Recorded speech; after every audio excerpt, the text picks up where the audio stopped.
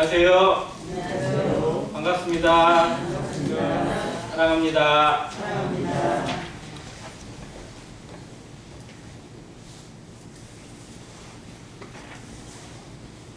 1월 원래 한 겨울에 정상이긴 한데 요즘 날씨는 예측이 좀 잘 불가한 것 같습니다.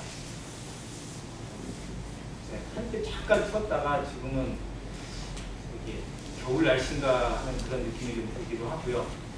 근데 반면에 미국이나 또 뭐 북유럽 같은 데는 도저히 상상이 안 되는 그런 날씨들로 또 뒤덮고 있더라고요. 또 그런가 하면 조금 밑으로 내려오면 남유럽 쪽이나 이런 쪽으로 홍수가 나서 못 살 지경에 걸려 있고, 가까운 일본은 지진이 한번 큰 거 나더니 계속해서 여진의 공포에 의해서 또 눈까지 많이 내려서 쉽지 않은 그런 모습을 계속 보여주고 있습니다. 우리는 큰 문제가 없어 보이는데 전 세상, 전 세계에는 몸살을 앓고 있는 그런 모습을 계속해서 보게 됩니다. 언제든지 있었던 일이니까 그러려니 하고 지나갈 수도 있지만 지구의 어떤 환경이나 우리 주변에 일어나고 있는 일들이 우리를 더 민감하게 만들고 더 주의를 가지고 바라봐야 될 그런 때가 아닌가 하는 생각을 다시 한번 갖게 됩니다. 때가 악한 이 시기에 주께서 다시 오심이 가까웠다고 말만 할 게 아니라 정말 주변을 또 주의 말씀을 더 묵상하면서 우리 주변을 더 깨끗하게 정결하게 하는 그런 성도 되기를 간절히 바랍니다. 오늘 베드로후서 2장 교재를 들어갑니다.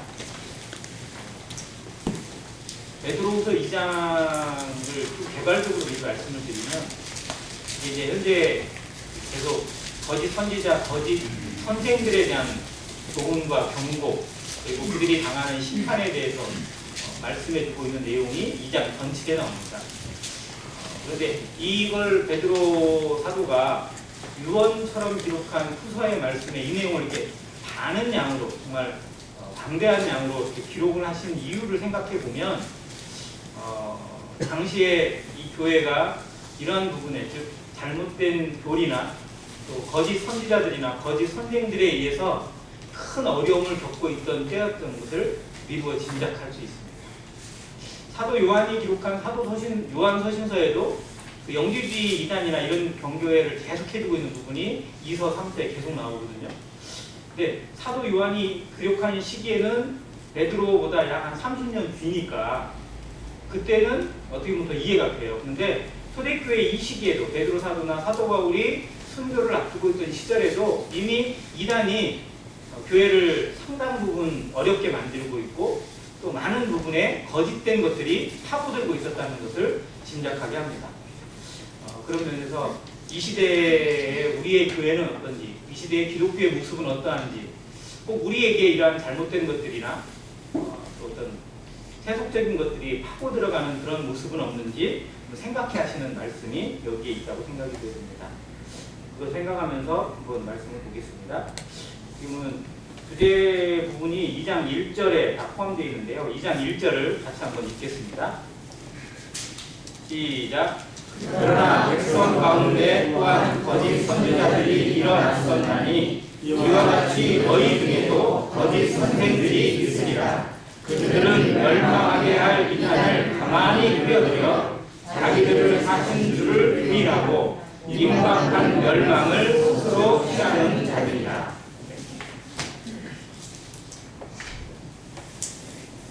베드로는 과거에 있었던 일을 본보기로 지금에 있는 현재의 상황을 이야기해주고 있습니다. 백성 가운데 또한 거짓 선지자들이 일어났었나니, 이건 구약 이스라엘 당시에 있었던, 즉 구약 성경에 기록하고 있는 부분들에 대해서 종합평가예요. 구약 시대에 하나님께서 그 백성들에게 또 자기 택한 이스라엘 민족들을 위해서 많은 선지자들을 보내셔서 말씀을 주셨습니다. 또 모세나 이런 사람들에게도 언약을 맺어서 하나님의 말씀을 전해 주셨고, 또 나중에 이사야 선지자를 통해서 새 언약에 대해서 또 말씀해 주셨어요. 성경에 구약 성경의 많은 부분이 예언서입니다. 선지자들, 소선지자나 대선지자로 하나님의 말씀이나 예언이나 경고나 이런 부분들이 많이 부분 들어있어요. 그런데 그 많은 선지자들이 외치고 있고 선포하고 있음에도 불구하고 또한 반대급부적으로 어떤 선지자들이 많아요? 거짓 선지자들이 계속해서 일어나고 있었다는 것을 반증해 두고 있습니다. 즉 하나님이 일하시는 것 이상으로 사단도 계속 해방을 놓고 있어요. 그 백성들이 하나님의 말씀을 듣고 있는 자들이 그 말씀 그대로 받아들이고 순종해서 하나님의 영광을 위해 살아가는 것을 해방하고 있습니다. 즉, 이 영적 전쟁은 정말 쉼없이 일어나고 있는 것 같아요. 어떤 선지자들이 활동하던 당시에도 편하게 정말 순조롭게 선지자 활동을 했던 사람은 거의 없습니다.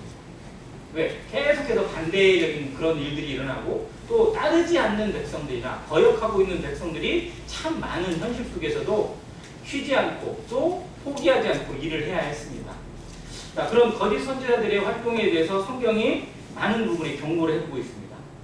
자, 이들과 반대되는 내용이 어디 있냐면 앞장 1장 21절에 바로 기록이 되어 있어요. 바로 앞부분인데요. 예언은 언제든지 사람의 뜻으로 낸 것이 아니요 오직 뭐예요? 성령의 감동하심을 받은 사람들이 하나님께 받아 말하는 것이다 라고 기록해 줍니다. 이것과 다르게 일하는 사람들, 즉 성령의 감동하심이나 하나님께 받은 것이 아니라 자의적으로 만들어낸 자기들의 생각이나 자기들의 논리를 가지고 그럴싸하게 포장해서 가르치는 사람들이 그만큼 많았다는 것입니다. 자, 이들은 거짓 선지자들은 성령의 감동하심이 아닙니다. 그래서 하나님의 권위를 가지지 않고 자신들의 말을 해요. 자기의 말을 하는데 포장은 하나님의 말씀인 것처럼 포장을 해요. 즉 위선이죠. 속임수입니다. 그렇게 속임수를 해요. 그리고 그 내용이 주로 어떤 거냐면 하나님의 심판이나 계시보다 어떤 거냐면 그들이 듣고 싶은 것을 들려줘요. 백성들의 입맛에 맞는 것을. 이것의 대표적인 부분이 어디 있냐면 예레미야 시대에 극명하게 나타난 거죠. 예레미야는 하나님의 말씀을 받아서 전파하는 선지자의 입장에서 그들이 듣고 싶은 말을 해줄 수가 없었어요. 그들이 듣기 싫은 소리만 했어요. 곧 유다가 망한다. 바벨론에 의해서 이 성이 어떻게 된다고요? 함락이 되고 무너지고 성전은 다 획파된다. 성전의 모든 기구들을 다 바벨론에 가져갈 것이고 유다의 많은 백성들이 포로로 끌려갈 것이다. 노예로 팔려갈 것이다. 이런 예언을 해야 돼요. 누가 좋아하겠어요? 듣고 싶은 사람이 누가 있겠어요? 자, 그러니까 예레미야가 그 예언을 할 때 거짓 선지자들이 일어났어요. 일어나서 뭐라고 합니까? 야, 예레미야 거짓말쟁이다. 예레미야는 듣지 않아도 된다. 하나님이 나에게 말씀해 주셨는데 그런 일 안 일어난다. 바벨론이 우리 쳐들어오지 못하고 쳐들어와도 우리 무너뜨리지 못한다. 왜? 우리는 하나님이 보호해주는 하나님의 백성이니까. 이런 식으로 예언을 해버려요. 그러면 백성들이 누구 말을 들을까요? 예레미야의 말이 옳다고 들을까요? 아니에요. 듣고 싶은 것만 들어요. 이게 사람의 심리 중에 하나거든요. 사람은 많은 말들 중에 골라들어요. 어떤 거예요? 내가 듣고 싶은 것 위주로 골라들어요. 그래서 다른 말은 잘 기억도 안 나. 근데 이게 얼마나 무섭고 위험한 건지 알아야 돼요. 사람의 말, 일반적인 대화에서야 그게 뭐 별 문제가 안 될 수 있어요. 그런데 하나님을 섬기고 인생의 문제를 결정하는 데 있어서 내가 듣고 싶은 것만 듣고 내 마음에, 내 귀에 좋은 것만 찾아 듣는다면 이건 정말 망하는 지름길입니다. 사단이 그렇게 사람들을 속였고 그리고 그렇게 하와를 속여서 최초의 범죄를 저지르게 했잖아요. 그의 마음이 흔들리는 것을 감지하자 바로 하나님 말씀을 뒤집어 버리잖아요. 너희가 절대 죽지 않는다. 그리고 너희가 이 과일을 먹고 이 열 가시를 먹게 되면 하나님처럼 된다. 라고 확 속여서 하나님의 계명, 하나님의 엄하신 말씀을 어기도록 만들었습니다. 자, 그런 거짓 선지자들이 많이 일어났었어요. 마찬가지로 지금 이 순간에도 뭐가 일어나고 있다고요? 너희 중에도 거짓 선생들이 있으리라. 기독교 역사에 2000년 기독교 역사를 살펴보면 정말 이 진리와 거짓의 싸움을 쉬지 않고 일어났어요. 기독교는 계속해서 순례하고요. 계속해서 변증을 해야 돼요. 정말 이것이 왜 진리고 이것이 왜 하나님의 말씀이고 이것이 뭐가 잘못된 건지 저 이단이 뭐가 틀린 것인지 이거를 변증해주는 변증법들이 계속해서 일어나고 지금도 더 심해요. 그래서 성경학자들 중에 그러한 것을 책임지고 할 수 있는 사람들이 있어야 돼요. 우리 모임에도 우리 모임이 왜 옳은 건지 왜 우리 모임을 주장하는 그런 주장들이 잘못된 것인지 우리 모임의 역사적 정통성이 무엇인지 왜 이것이 성경적 진리인지 이것을 잘 캐치하고 이걸 잘 정리해서 증명해 줄 수 있는 그런 성경학자들이 참 많이 필요로 합니다. 그래서 그런 공부를 하는 성도들도 있고 그런 것에 직접 자신의 삶을 드리고 있는 성도들도 참 있어요. 그래서 요즘은 이단 시비가 많이 줄어들긴 했어요. 그런 사람들의 노력도 한몫했다고 여겨집니다. 예전에는 저희들의 어떤 그런 학자적인 부분이 좀 약하다 보니까 그냥 우리 주장이나 우리 어떤 가르침에 나가다 보니까 그냥 어디서 구원파하고 그냥 같이 짬뽕이 돼가지고 구원파로 공매급을 하기도 하고 무슨 뭐 그냥 재림을 강조하는 어떤 그런 사람들인 것처럼 취급을 당하기도 하고 억울한 일 참 많았거든요. 성직교회 초기에. 그런데 이런 부분에 참 이 거짓 선지자들에 대한 어떤 그런 것을 잘 알아야 될 필요도 없잖아 있더라고요. 자, 사도 베드로가 이것을 경고해주고 있습니다. 지금 너희 중에도 이런 거짓 선생들이 있으리라. 일어나고 있다는 겁니다. 그리고 교회를 흔들고 있고 교회에 그런 영향력이 계속 파급되고 있다는 걸 이미 직감을 하고 있어요. 자, 그들은 멸망하게 할 이단, 즉 진리가 아닌 거예요. 진리인 것처럼 가장을 했지만 정말 사람을 영혼을 생명으로 두고 영생으로 이끄는 교리가 아니라 뭘로 이끈다고요? 멸망으로 이끌어요. 자, 하나님이 예수 그리스도를 보내신 이유, 육신으로 이 땅에 하나님이 오신 이유가 뭐예요? 자기 백성을 어디서? 죄에서 건지시기 위해잖아요. 사망에서 생명으로 옮기기 위해서 그렇게 오신 거고 그 모든 경륜을 이루신 거고 구약의 모든 예언들을 그렇게 주신 거잖아요. 성경이 어쩌면 거기에다 함축이 되어 있는 거잖아요. 자, 그런데 그걸 팍 뒤집어가지고 오히려 멸망에 빠지게 만드는 거예요. 이건 정말 하나님을 완전히 우롱하는 거고 하나님의 경륜을 완벽하게 흐트러뜨리는 사단의 전략입니다. 이 잘못된 이단들이나 사입이나 어떤 거짓 교리가 교회에 침투되는 것이 왜 위험한 건지, 왜 무서운 것인지 알아요. 육신적인 범죄가 일어나고 어떤 그런 잘못된 것들이 일어나고 있는 것은 그 사람만의 문제로 끝날 때가 있어요. 그 당사자의 문제로만. 교회 전체적인 영향을 끼치는 것보다는 그냥 국소적으로 끝날 수가 있어요. 그것만 징계돼서 끝날 수가 있어요. 그런데 이 잘못된 교리나 이단이 교회에 침투되어 버리고 교회에 들어오잖아요. 그러면 이게 누룩처럼 완벽하게 퍼져버려요. 교회 전체에 영향을 끼치게 됩니다. 그래서 사도들은 계속 이걸 더 경계했어요. 육신적인 유혹에 빠지고 그리고 육신적인 생활을 하는 성도들도 분명 문제지만 잘못된 교리를 끌고 들어오거나 이것을 대한 가르침을 하는 거짓 선생들, 이건 도저히 용납이 안 되는 거였어요. 그래서 교회는 오히려 이 문제에 대해서 더 목숨 걸고 싸웠습니다. 사도 바울이 예루살렘으로 체포대로 간다고 하는 그런 길을 떠나기 전에 에베소에 있는 장로들을 청해가지고 고별 이야기를 해요. 그러면서 나의 사명은 목숨보다 내 생명보다 더 귀하게 여긴다, 가치 있게 여긴다고 해서 나는 지금 죽어도 괜찮다 이런 얘기를 하면서 뭐라고 경고를 하냐면 너희 중에서도 장차 자기를 따르게 하려고 잘못된 교리나 이런 걸 할 사람들이 너희 가운데도 있을 수 있다라고 경고를 했었어요. 즉 장로를 하고 있고 지도자 일을 하고 있는 사람 중에 그런 사람들이 생겨날 수 있다는 걸 경고를 했거든요. 근데 실제 그렇게 일어났어요. 자, 베드로도 그걸 경고를 하고 있고요. 사도 요한도 계속 그걸 경고를 하고 있어요. 자, 이 이단은 시대를 막론하고 계속해서 생겨났다. 이 정말 교묘하게 만들어내는 그런 것들이 꼭 나와요. 자, 그러면 사도 베드로나 사도 바울이 활동하던 이 시기, 초대교회 당시에 심각한 이단은 뭐가 있을까요?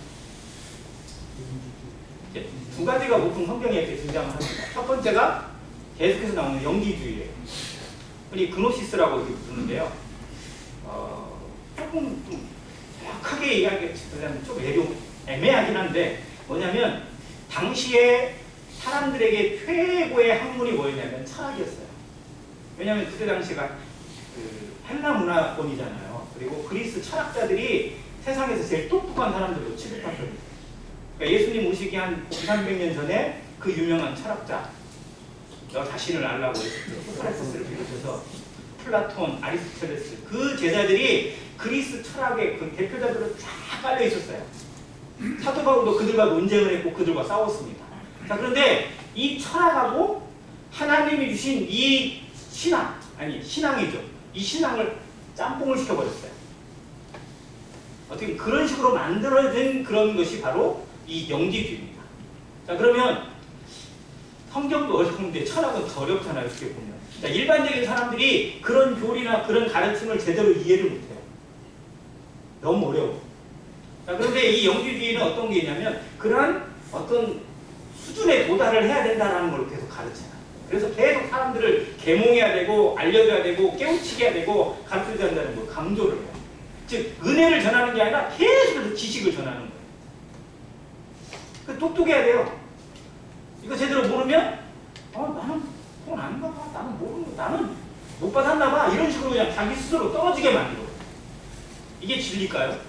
하나님은 디모데서에 듣잖아. 하나님은 모든 사람이 구원을 받으며 진리라는 데 이르기를 원하시잖아요. 자, 모든 사람이 똑똑한 사람도 받아야 되고 정말 멍청한 사람도 받아야 되잖아요. 하나님이 그들은 하나님의 형상이 아니겠어요? 지식을 잘 갖추고 있는 사람도 받아야겠지만 초등학교도 안 나온 사람도 구원 받아야 돼요. 그런데 이 영지주의는 수준을 낮춰요. 수준을. 그래서 똑똑하지 못하고 지식적인 부분이나 이성적인 부분이 채워지지 못하면 수준이 안 되는 것처럼 이렇게 스스로 만들어놔 버렸어요. 얼마나 위험한지 몰라요. 처음에는 막 하나님의 은혜, 성경을 막 나름대로 해석하고 뭐 좋은 쪽으로 해석을 했는지 모르지만 정말 그걸 모르면 마치 문제가 있는 것처럼, 그걸 모르면 구원이 아닌 것처럼, 그것을 모르면 하나님의 어떤 그런 사랑을 받을 수 없는 것처럼 자격을 부여하게 되기 시작하면 정말 교회가 문제가 생깁니다. 그게 영지주의. 그런 식으로 교회에 침투가 되어졌어요. 나중에 점점 확대가 되어져서 정말로 나중에는 예수 그리스도의 신성과 인성의 문제까지도 이게 심각하게 존재해요. 요한 당시에는 그 문제가 심각해졌고요. 나중에 그 문제를 해결하기 위해서 아타나시스라는 그 성대님이 정말로 목숨 바쳐 싸우기도 했던 그런 싸움도 일어나게 됐습니다. 이건 끊임없이 지금도 실제로는 영지주의의 뿌리가 교회의 어떤 근간을 뒤집고 있고 흔들고 있다고 저는 생각이 들어요. 혹시 우리 모임도 이런 부분에 빠져서 정말 어떤 지식적인 부분이나 이런 것이 강조되어지고 마치 뭔가를 아는 것이 대단한 것처럼 여겨지는 그런 모습에서는 안 된다는 거예요. 성경을 다 알고 있는 건 분명 중요해요. 그런데 그것이 하나님 앞에 정말 최고의 모습은 아니라는 거예요. 그건 하나님이 사용하시는 도구일 뿐이에요. 하나님은 우리를 지식적인 사람으로 부르신 게 아니라 인격적인 사람으로 부르셨습니다. 하나님의 마음과 그 성품을 닮아가는 자로 부르셨지 하나님의 어떤 그런 수준에까지 막 모든 걸 알고 하는 것을 요구하거나 그런 게 아니거든요. 그런데 이런 부분이 교회에 침투되어져서 좀 어렵게 만드는 일이 일어나고 있었어요. 자, 두 번째가 좀 제가 눈여겨봐야 되는데 두 번째가 니골라당입니다.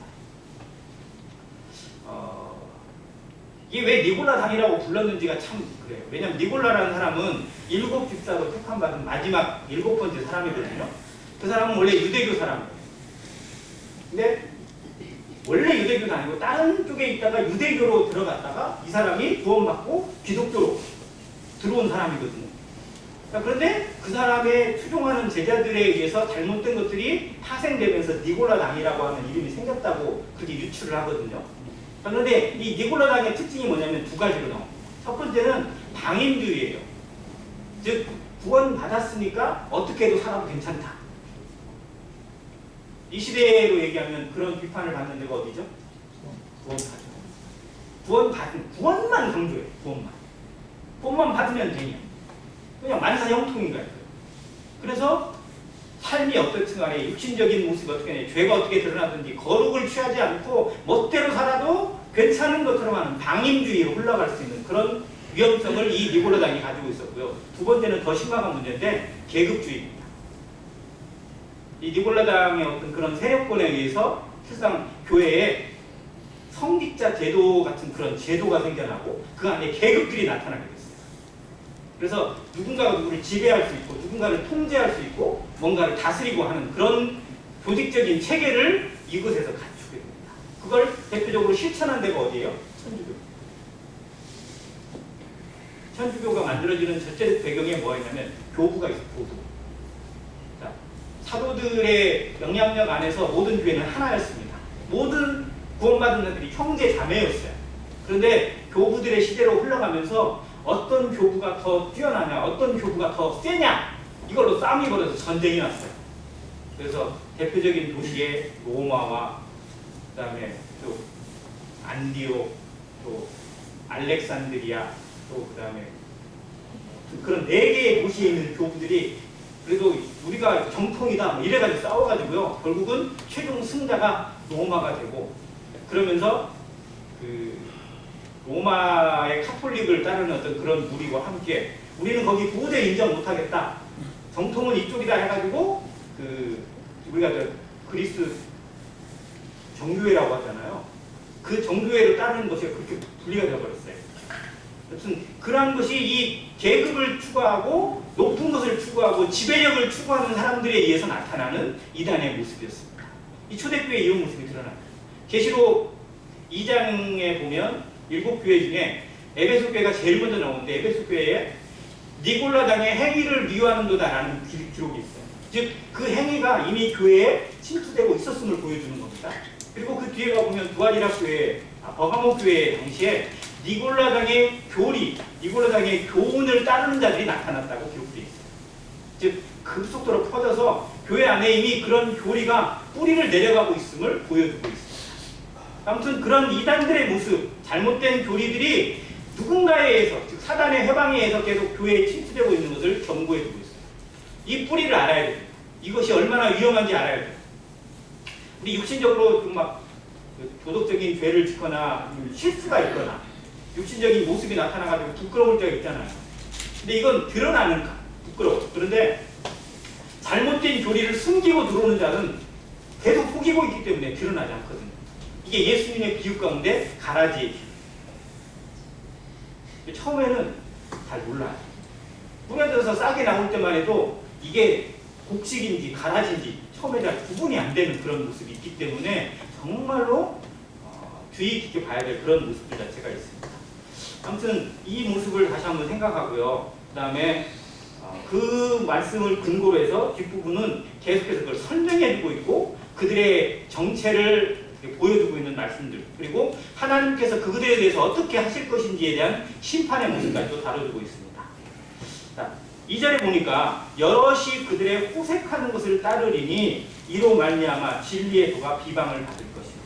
자, 이 이단들의 어떤 모습 가운데 나타나는 게 뭐냐면요, 짬뽕이에요, 짬뽕. 즉 여기에다 저기까지 섞어버려요. 그래서 이것도 괜찮고 저것도 괜찮은 것처럼. 요즘 그게 뭐죠? 교회 다원주의 사상이에요. 그래서 교회 통합운동, WCC 운동, 지금은 종교 통합 운동으로 흘러가고 있어요. 그래서 사람들 보기에는 다 괜찮아 보여요. 왜? 아이 천주교 신부가 어디에 가서? 네, 절에 가서 그걸 설법이라고 해야 돼요, 설교라고 해야 돼요, 뭐라고 해야 돼요. 자, 그러고 나니까 이제 품앗이를 해야 될 거 아니에요. 이제 누가? 스님이 이제 성당에 와가지고 이제 불경을 낭독하면서 이제 또 그렇게 해요. 근데 그거를 아주 좋은 것처럼 받아들이고 이렇게 해요. 사람이 볼 때는, 안 믿는 사람들이 볼 때는 쟤들끼리 서로 존중해주고 서로 위해주고 정말 격려해주고 보기 좋다 이렇게 얘기한다니까. 이게 정말 감춰져 있고 가려져 있는 거예요. 자, 당시에 철학도 유명했지만 실상은 그 그리스 지역 대부분의 도시에 신전, 성지순례를 혹시 다녀오신 분이 있을지 모르겠지만 그리스 터키 지역 거기에 성지순례를 가면요 엄청나게 많은 신전들이 그냥 그득그득합니다. 무너지거나 제대로 유적만 남아있는 것도 많은데 그 신전의 대표적인 문화가 뭐예요? 신전 문화의 특징이 뭐예요? 신전에서 제사를 드리고 뭐 하잖아요. 근데 거기에 특징이 뭐냐? 거기에 창기들이 유명한 신전에는 창기들이 보통 1000명 있어요. 천명의 천기가 남자들을 받을 준비를 하고 대기하고 있어요.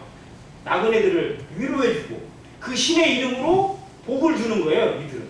그러니까 아주 공적인 창기예요.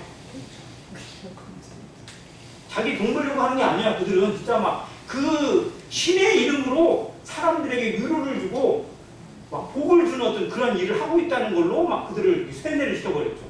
그런 창기들이 있으니까 왜 천명이라는 거예요. 이렇게. 그러니 그 문화가 어떻게 되겠어요, 그냥. 이거는 에베소의 가장 유명한 그 아데미 여신. 여기에 신전이 아테네에 있는 파르테논 신전이라고 되게 크잖아요. 그 신전보다 크기가 4배가 더 커요. 크기가. 학교 운동장만 신전 크기가. 그 안에서 가장 아데미 축제가 있을 때는요. 거기서 일하는 청기들이 약 3,000명이 일했대요. 그러니까 그냥 사방에서 오는 모든 사람들이 그냥 다 거기 들어가서 그냥 그 음란한 곳에 빠져가지고 그렇게 했어요. 자, 그런데 이 이단의 모습들이 그런 것도 살짝 집어넣어가지고 호색하는 것을 따르게 됩니다. 그것도 문제가 없는 거죠. 자, 우리나라의 대표적인 이걸 이단이라고 사입이라고 할지 정말 좀 애매해요. 통일교는 이단이라고 봐야 돼요. 사입이라고 봐야 돼요. 거의 사입이 수준이죠. 자, 통일교가 가지고 있는 성경책이 원리강론이에요. 문선명이 쓴 책이거든요. 그 원리강론의 첫 번째에 나오는 이론이 뭐냐? 피가름이에요. 피가름. 그러니까 이 우리나라에서 시작된 잘못된 어떤 그런 이단들의 특징이 뭐냐면 이 피가름 이론을 딱 집어넣었어요. 뭐냐면 하와가 사단에게 속아가지고 최초의 범죄가 일어났잖아요. 이걸 뭘로 해결하냐면 음행을 한 거예요. 거기서 음행을 해가지고 사단과의 자식에서 잘못된 범죄 자식을 낳은 게 가인이야. 즉 가인이 아담의 자손이 아니라 사단과의 어떤 그런 관계를 통해서 나온 자식인 것처럼 그렇게 바꿔놨어요. 그게 피가름 이론이에요. 그래서 이 피를 바꿔야 된다는 거예요. 깨끗한 피로. 왜? 사단마귀의 피가 들어가서 이 인간이 계속 더러워졌으니까 이 피를 깨끗한 걸로 바꾸려면 어떻게 해야 돼요? 하나님의 계시를 받은 이 교주와 결합을 해야 돼요. 그게 정명석이에요. 이게 좀 이해되세요? 그 부분이? 그래서 그게 사람들한테 먹혀요. 그러니까 기본적인 이론이 이게 깔려 있어요. 아, 이게 죄구나. 이렇게를 속여가지고 이렇게 하는 것이 그 사람의 욕구를 충족한 게 아니라 이게 정말 거룩한 일이다라는 걸로 막 만들어 버린다니까요. 근데 이 통일교의 이론에 있는 원리 강론에도 이 부분이 들어있고요. 대부분의 사이비 이단들이 다 이 부분을 다 취해가지고 그렇게 만들어 놨어요. 그러니까 이런 교리들이 다 섞여 있어요. 이렇게. 정말로 사람을 완전히 그냥 이리 망가뜨리고 저리 망가지게 만드는 것들입니다. 그러니까 그들이 탐심으로 지어낸 말을 가지고 이득을 삼아요. 실상은 이단의 특징 중에 또 하나가 나온 게 뭐냐면 다 결국은 알고 보니까 다 돈을 긁어 모으더라고요. 그죠? 신천지 부자 아니에요? 엄청 부자죠? 이만희 재산은 도저히 가늠이 안 돼요. 자, 우리나라의 이단의 어떤 아버지격이 있는 사람이 누구냐면 박태선이에요. 천부교 박태선. 박태선이 신앙촌을 차려가지고요. 거기가 어디예요? 경기도 거기는 아무튼 되게 이단의 성지로 유명해요. 모든 이단들이 다 거기를 거쳐가더라고요. 이렇게 과천인가 거기가. 아무튼 근데 신앙촌 차려놓고 사람들을 다 거기 불러모았어요. 우리는 거룩하게 따로 살아야 된다. 그래서 집 팔고 돈 팔고 땅 팔고 다 팔아가지고 거기다 다 바쳐야 돼요. 왜? 우리는 들림 받아야 되고 휴거돼야 되고 뭐 해야 되니까 이 땅에 있는 모든 것을 다 버려야 된대요.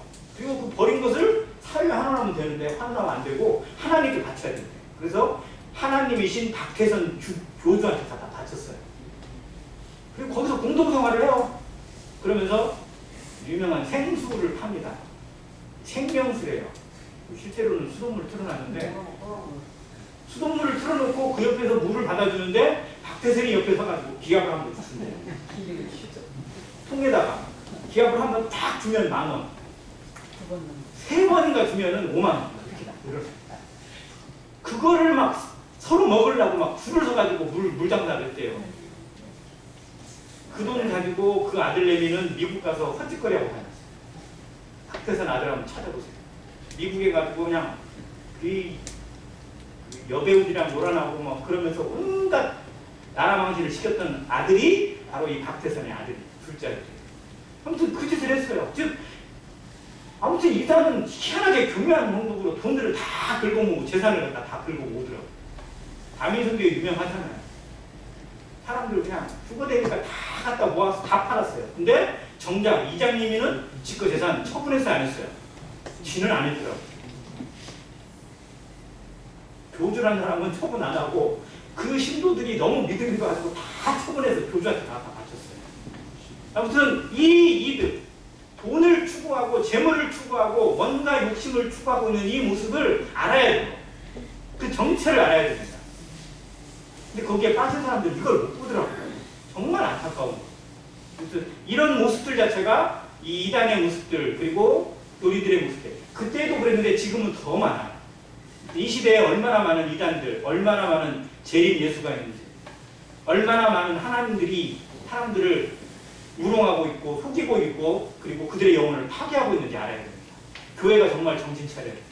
교회가 내부적으로 싸우고 지들끼리 싸우고 누가 옳다 싸울 게 아니라 정말 이 잘못되어 있는 사이비와 이단과 싸워야 되는데 그러질 못해요. 그러니까 신천지가 오죽하면 교회를 계속 우롱하고 있잖아요.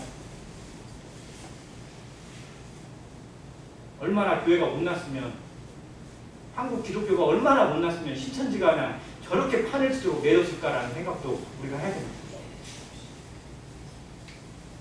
자, 신천지가 몇 만이에요 원래? 숫자가 얼마야 돼요? 14만 4천이어야 되잖아요. 근데 지금 얼마인지 아세요? 30만 지금? 뭐 한 14만 된 것 같아요? 아니에요. 지금 30만 동씩 넘어요. 근데 이제 뭐라고 얘기하세요? 처음에는 자기들이 14만 4천이라고 했다가 이제는 넘어버렸잖아요. 그러니까 이 14만 4천은 그 구원받은 사람의 숫자가 아니라 정말로 온 세상에 가서 복음을 전해야 될 사람들의 숫자, 즉 전도자가 14만 4천이니까 우리는 14만 4천의 용사가 돼야 되고 뭐 그런 무장한 사람들이 돼야 된다라고 이제 이렇게 바꿔놨어요 또. 근데 여기가 그렇게 많잖아요. 그러니까 여기에도 가라지가 있대요. 지들끼리 그렇게 얘기하고 있어요. 그래서 나중에 다 걸러준대요. 그러니 할 말이 없어요. 어떻게든 빠져나갈 구멍은 잘 만들더라고요. 교묘해요. 그냥 만들어지지 않습니다. 그래서 거기 멋모르고 빠지는 사람들 정말 이해가 돼요. 나오는 거 쉽지가 않고요.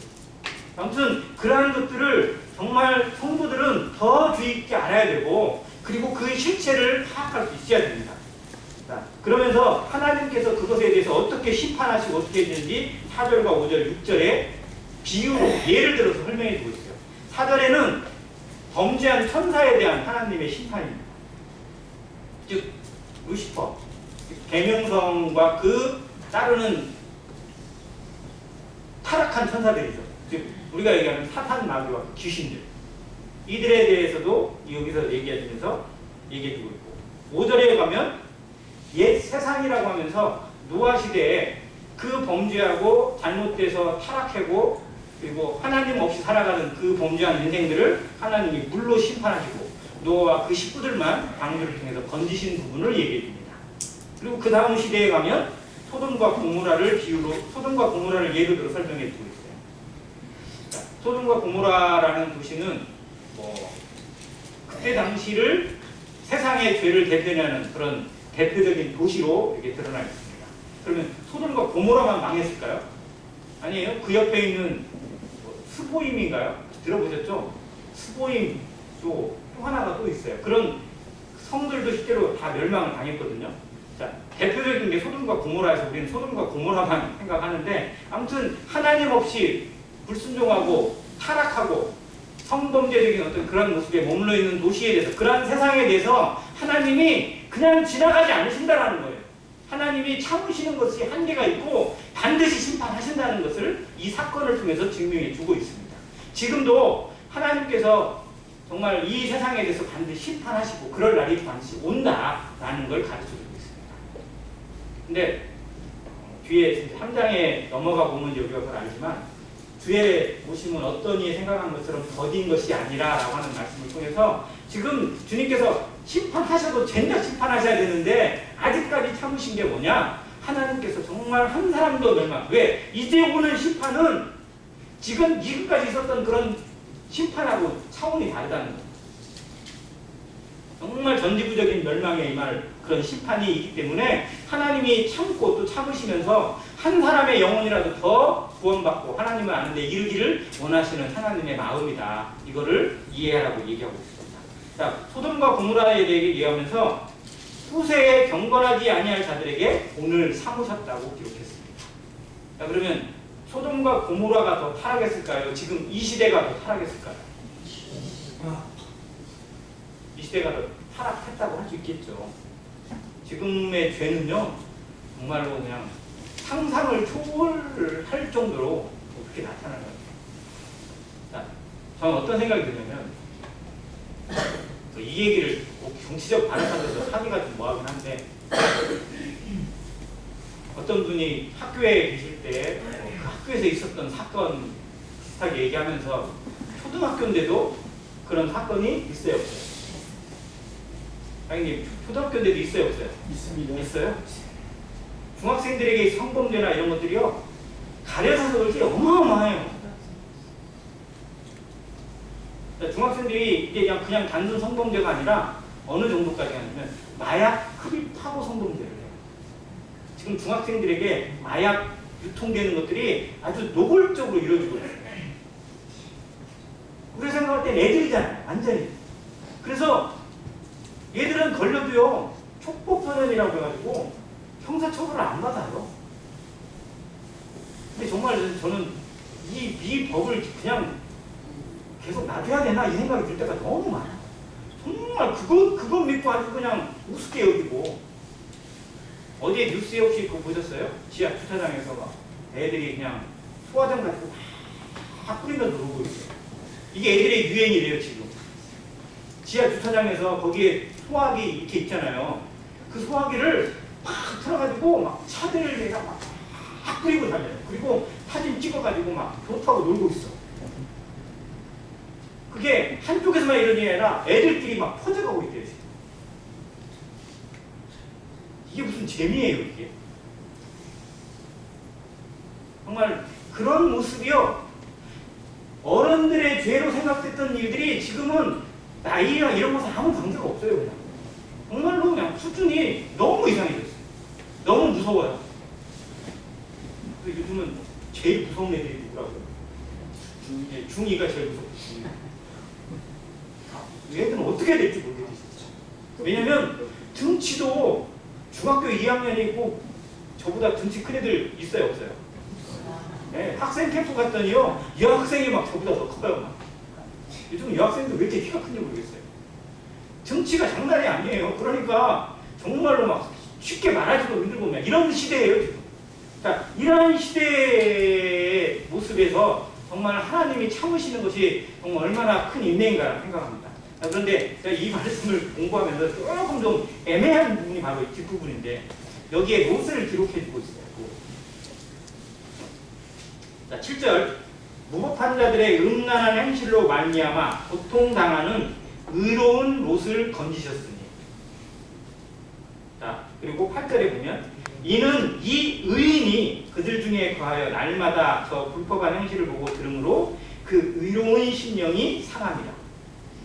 3번이나 롯에 대해서 의롭다고, 의인이라고 기록을 해주고 있거든요. 근데 전 개인적으로 이 말이 별로 동의가 잘 안 돼요. 롯이 의인이에요? 어떠세요?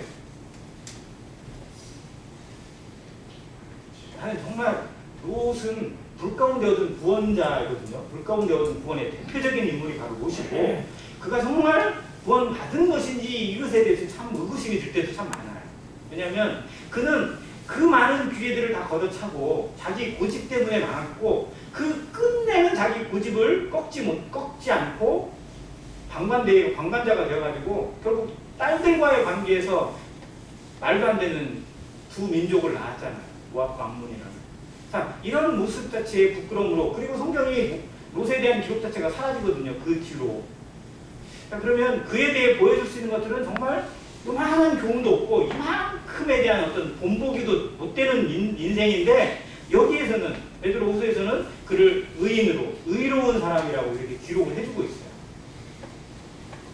저는 이 부분을 보면서 정말 하나님이 정말 관용하시구나라는 생각이 들었어요. 정말로 우리가 볼 때는 손가락질 당해야 되고, 우리 스스로 생각해도 어디에 내놓을 것도 하나도 없고 정말 부끄러움만 있는 그러한 자도 하나님께서 의인이라고 하는 칭호를 붙여주시고 의롭다고 하는 이름을 붙여주시는 것이 정말 하나님의 은혜가 아닐까라는 생각이 좀 들었고요. 두 번째는 이 롯의 상태를 한번 봤습니다. 롯이 어떤 상황 가운데 있어요?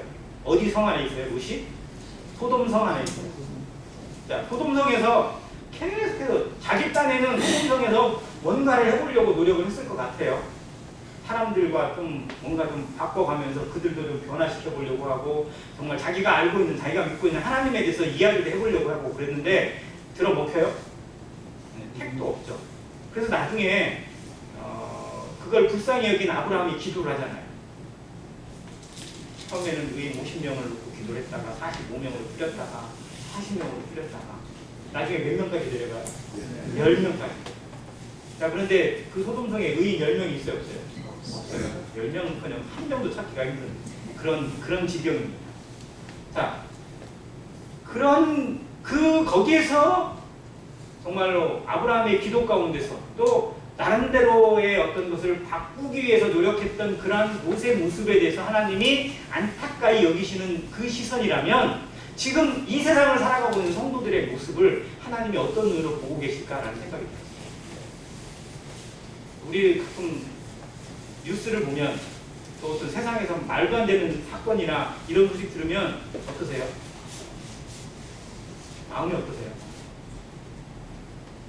갑자기 막, 전 지금도 기억나는 게 딱 10년 전이거든요. 정확하게 10년 전 혹시 무슨 사건이 있었는지 아세요? 우리나라에. 2014년. 2014년은 이 사건으로 거의 모든 게 다 끝났는데. 세월호. 전 2014년 4월 16일 지금도 잊을 수가 없어요. 근데 그 세월호 사건을 보고 그 뉴스에서 정말 그걸 실시간으로 중계를 해줬잖아요. 배가 이렇게 뒤집어져 가고 있고, 막 애들이 그 유리창을 막 두드리면서 막 뭐 하고 있고, 그거를 애들이 건져야 되는데 그 유리창을 깨서라도 해야 되고, 애들이 어떻게든 빠져나오게 해야 되는데 그거 그냥 그대로 잠겨가지고 그냥 그대로 살아있는 채로 수장되어 버린 그 모습을 그냥 혹시 든 게 아니라 직접 봤단 말이에요. 근데 꿈에 너무 많이 나오고요. 제가 그때부터 약간의 그걸 트라우마라고 말하기 그럽니다. 샤워를 할 때마다 막 물을 이렇게 쭉 샤워를 하는데 갑자기 그 아이들이 막 떠올라요. 그 물속에서 얘들이 숨 못 쉬면서 얼마나 괴로움 속에 죽었을까, 얼마나 울부짖고, 얼마나 부모를 찾고, 얼마나 막 통곡을 하면서 죽어갔을까라는 생각이 들 때는 막 제가 숨이 막히더라고요. 얼마나 답답했는지. 정말 사람이 아무것도 하지 못하고 그 옆에서 부모들 그 옆에 행복하게 다 모여가지고 뭐 혹시 내 아들이 어떻게 살아오나 뭐 하나 막 이거 기다리면서 그 노란 리본 해두고 했던 그 모습들을 떠올리면 정말로 그냥 먹먹합니다. 근데 우리가 세상에서 이 죄악이 가득 찬 모습들을 참고 그 세상이 망해져가는 모습을 참으면서, 그리고 복음을 전해도 듣지 않고 있는 이 죄악된 인생들을 바라보면서 아마 롯이 가졌던 마음들을 우리도 배우지 않을까라는 생각이 들어요. 무력하고 정말 뭔가를 해보고 싶어도 바뀌지 않고, 변화를 주고 싶어도 변화되지 않는 저 인생들의 모습들, 정말 이 정도가 되면 깨닫고 이 정도가 되면 돌아올 만한데 여전히 그렇게 살아가고 있는 인생들을 볼 때 우리 가슴이 얼마나 답답하겠어요. 이게 롯이 느꼈던 마음으로 성경이 기록해주고 있습니다. 하나님 이걸 귀하게 여기시고 이것을 긍휼히 여기셨더라고요. 그래서 우리에게 있는 마음, 무력해도 그 하나님께 맡기고 정말 이 답답한 세상 속에서 우리의 역할을 찾아가는 것이 교회입니다. 그리고 이걸 거룩해서 지켜가야 돼요. 타협하지 않고 정말 내가 가지고 있는 이 올곧은 신앙에 대해서 정말 하나님 앞에 더 정직하게, 더 굳건하게 해나갈 수 있는 그런 믿음의 길로 나가야 됩니다.